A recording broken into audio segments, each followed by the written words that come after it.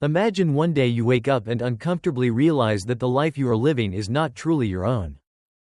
That every decision you've made, every belief you hold, and even the desires that drive you may not originate from the deepest parts of who you are, but rather from expectations, conditioning, and the invisible influences of the world around you.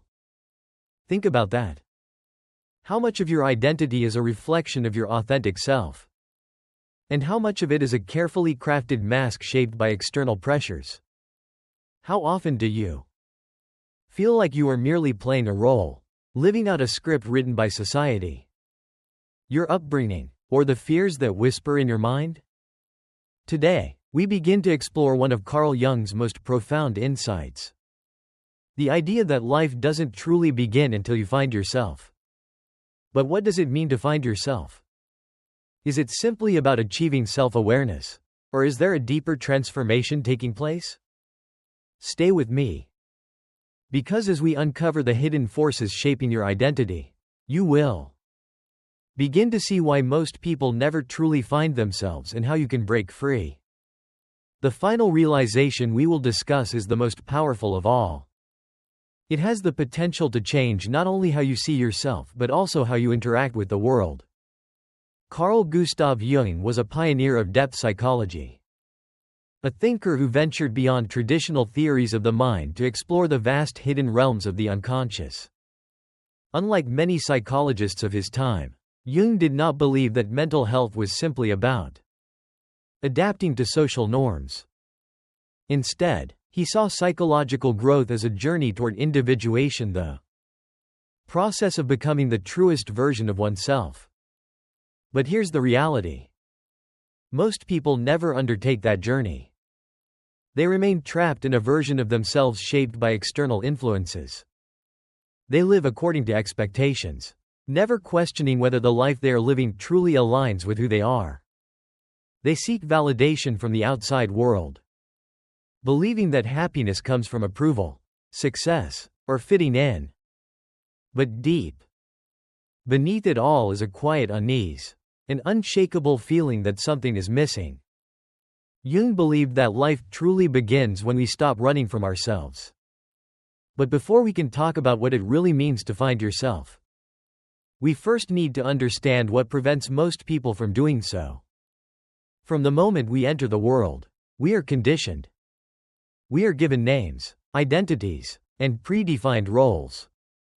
We are taught what is acceptable and what is not, what is rewarded and what is punished. This process is so subtle and gradual that we rarely question it. We adapt, conform, and over time, we learn to suppress the parts of ourselves that don't fit the expectations placed upon us. Think back to your childhood. Were there times when you freely expressed yourself only to be met with disapproval? Maybe you were told to be practical, to stop being too sensitive, or that certain emotions and desires were inappropriate. Slowly, you learned to hide those parts of yourself, to lock them away where no one could see them. And in doing so, you began to build a mask, what Jung called the persona. The persona is the face we present to the world. It allows us to function in society, to navigate relationships, and to be accepted. But here's the problem. The more we identify with this mask, the more we lose touch with our true selves. We start to believe that we are the persona, forgetting that something deeper exists beneath it. And then, on the other side of the coin, there is the shadow. If the persona is what we show the world, the shadow is what we hide. It consists of everything we have rejected or suppressed within ourselves, our fears, our secret desires, our vulnerabilities, and even our untapped strengths. And here's where it gets even deeper. The shadow doesn't just disappear. It doesn't vanish simply because we refuse to look at it. Instead, it operates beneath the surface, influencing our thoughts, behaviors, and even our emotional reactions. The parts of ourselves that we reject do not go away. They manifest unconsciously, often in the form of projection. Have you ever intensely disliked someone without fully understanding why? Have you ever been triggered by certain behaviors in others that seem to elicit a strong emotional reaction? Jung believed that when we are disturbed by qualities in others, it is often because those very qualities exist within us, hidden in our own shadow. But what if I told you that within this shadow lies the key to discovering your true self? That the parts of yourself you have suppressed and ignored are not your enemies, but rather the missing pieces of your wholeness? Jung's profound realization was this: psychological growth is not about eliminating the shadow. It is about integrating it. It is about looking deep into your unconscious and confronting what you have denied. Because when you do, you unlock a profound source of personal power, authenticity, and freedom. This is where the real journey begins. Are you ready to face the truth of who you are? To break free from the illusions that have shaped you?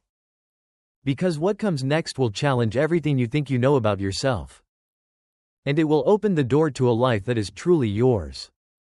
Most people go through life believing they know who they are. They define themselves by their name, their job, their culture, their past experiences. But what if I told you that your identity is far more complex than you realize?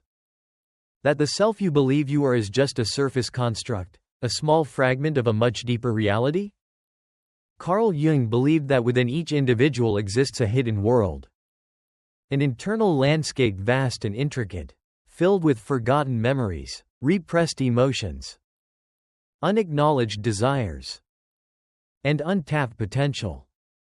And the key to truly finding yourself is not about building a new identity but about uncovering what has been buried within you.